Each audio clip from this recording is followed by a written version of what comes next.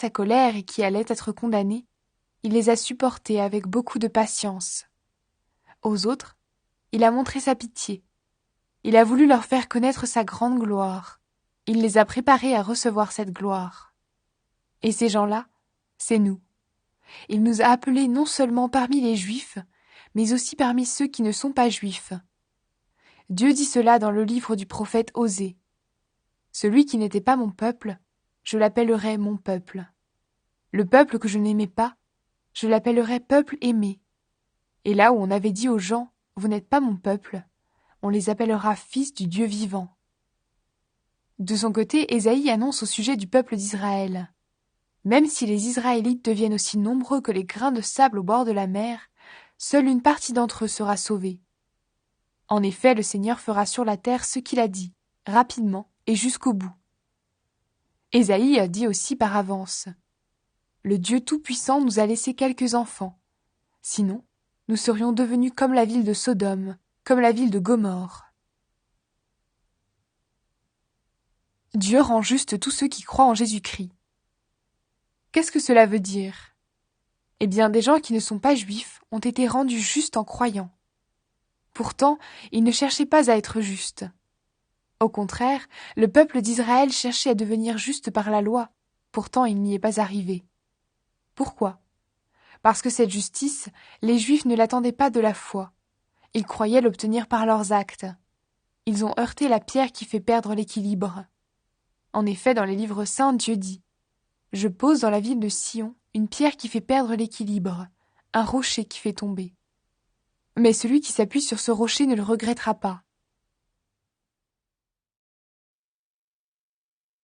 Juifs et non-juifs ont le même Seigneur. Frères et sœurs chrétiens, je désire de tout mon cœur que les Juifs soient sauvés, et je demande cela à Dieu pour eux. Oui, je peux le dire, ils sont pleins d'ardeur pour Dieu. Mais cette ardeur n'est pas éclairée par la connaissance. Ils n'ont pas compris comment Dieu rend juste les êtres humains. Ils ont cherché à imposer leur façon d'être justes. Ainsi, ils ont refusé le chemin que Dieu prend pour rendre justes les êtres humains. En effet, la loi de Moïse a atteint son but. C'est le Christ. Et maintenant, Dieu rend juste tous ceux qui croient en Jésus-Christ.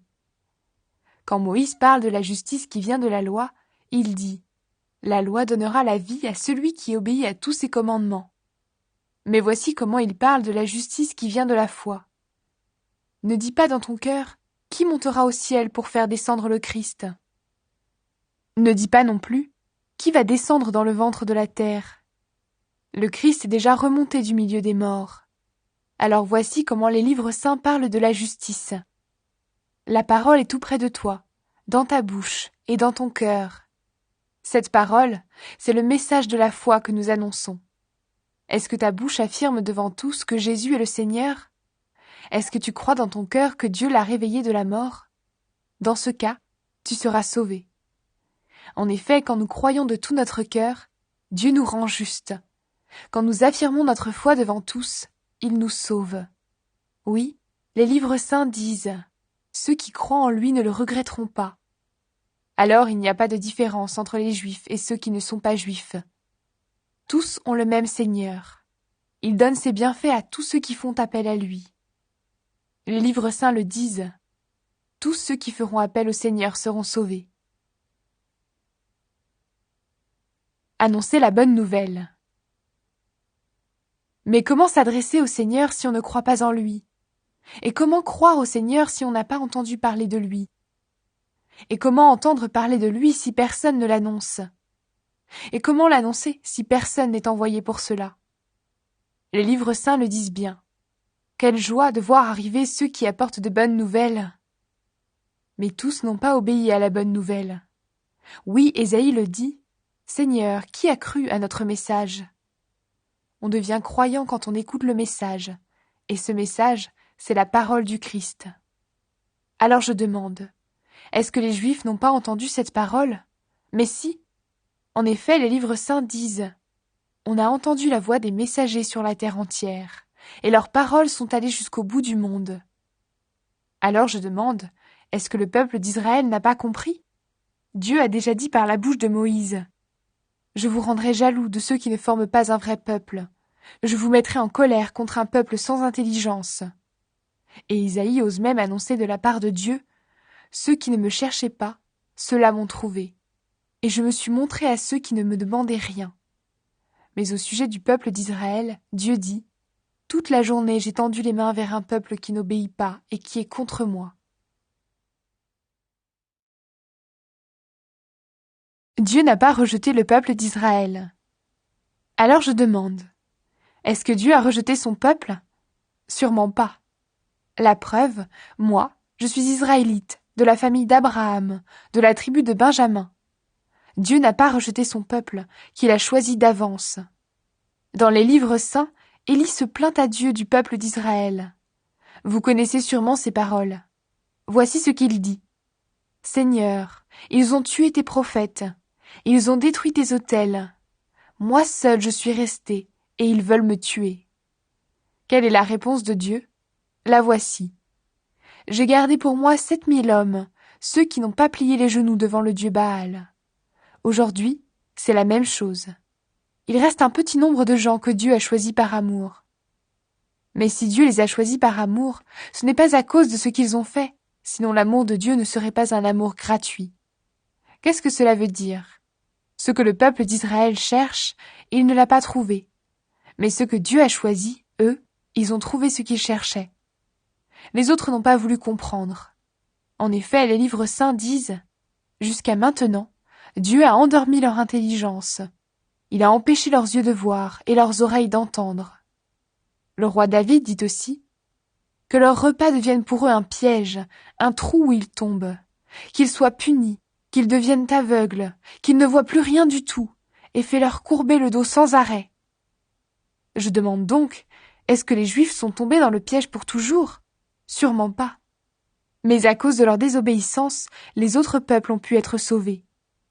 Ainsi le peuple d'Israël est devenu jaloux. Sa désobéissance a apporté de grands bienfaits au monde, et son échec en tant que peuple a apporté de grands bienfaits à ceux qui ne sont pas juifs. Alors, quand les Juifs participeront totalement au salut, les bienfaits seront encore plus grands. Le salut de ceux qui ne sont pas juifs. Maintenant, vous qui n'êtes pas juifs, c'est à vous que je parle. Je suis l'apôtre de ceux qui ne sont pas juifs. Ce service est pour moi un honneur, et je le rends en espérant augmenter la jalousie de mes frères et sœurs juifs pour en sauver quelques-uns. En effet, quand Dieu les a mis de côté, il a réconcilié le monde avec lui. Alors, quand il les accueillera de nouveau, que va-t-il se passer? Ceux qui étaient morts reviendront à la vie. L'arbre sauvage et l'arbre cultivé. Si la première part du pain est pour Dieu, le pain entier est pour lui aussi. Et si les racines d'un arbre sont à Dieu, les branches sont à lui aussi. Le peuple d'Israël est comme un arbre bien cultivé, auquel on a coupé quelques branches. Toi, tu es comme la branche d'un arbre sauvage, et on t'a greffé parmi les branches qui restaient sur l'arbre cultivé. Maintenant, tu peux profiter avec ces branches de la bonne sève de ses racines. Mais ne va pas te vanter devant les branches. Tu veux pourtant te vanter, mais ce n'est pas toi qui portes les racines, ce sont les racines qui te portent. Tu vas dire, on a coupé des branches pour que moi, je sois greffé. C'est vrai. On les a coupées parce qu'elles n'avaient pas la foi. Et toi, tu restes attaché à l'arbre parce que tu as la foi. Ne te vante pas, mais tu dois plutôt avoir peur. En effet, si Dieu a coupé des branches, même à l'arbre cultivé, Dieu peut te faire la même chose. Alors regarde, Dieu est bon et il est sévère. Il est sévère pour ceux qui sont tombés. Il est bon pour toi si tu vis de sa bonté. Sinon, tu seras coupé, toi aussi, comme une branche. Mais si un jour les Juifs acceptent de croire, Dieu est assez puissant pour les greffer de nouveau. En effet, toi, tu étais la branche d'un arbre sauvage. On t'a coupé et on t'a greffé sur un arbre cultivé. Pour toi, ce n'était pas naturel. Les Juifs, eux, étaient les branches de l'arbre cultivé. Alors Dieu les greffera bien plus facilement sur cet arbre où ils avaient poussé. Tout le peuple d'Israël sera sauvé.